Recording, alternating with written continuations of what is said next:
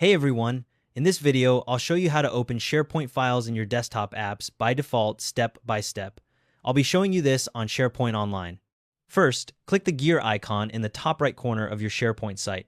You'll see it takes an extra second to load after the page finishes loading, so just wait for it to appear. Once the menu opens, click on Site Information. A side panel will slide out from the right, showing your site details. Now, in that panel, click View All Site Settings. This takes you to the full site settings page where you'll see multiple sections listed.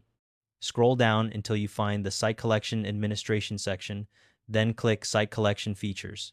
If you don't see this option, you're not an administrator of the site collection and won't be able to make this change. When the Features page loads, scroll about halfway down until you find the feature called Open Documents in Client Applications by default. Next to it, you'll see an Activate button. Click that button. It'll take a moment to complete. You'll know it's done when the Activate button switches to a Deactivate button and a blue Active button appears. Now, here's the important bit. The first time you open any Office document from a SharePoint library after enabling this, you'll get a pop-up asking if you want to allow SharePoint to open links. Make sure to tick the box that says always allow your SharePoint site to open links of this type in the associated app, then click the Open Word or Open Excel button, whichever app matches your file. It'll ask you to sign in with your credentials, and once you've done that, your file opens in the desktop app.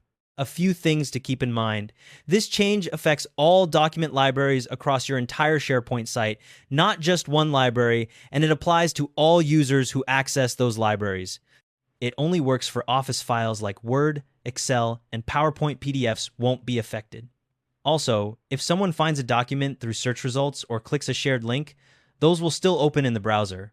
If you ever want to switch this back, just return to the Site Collection Features page and click Deactivate.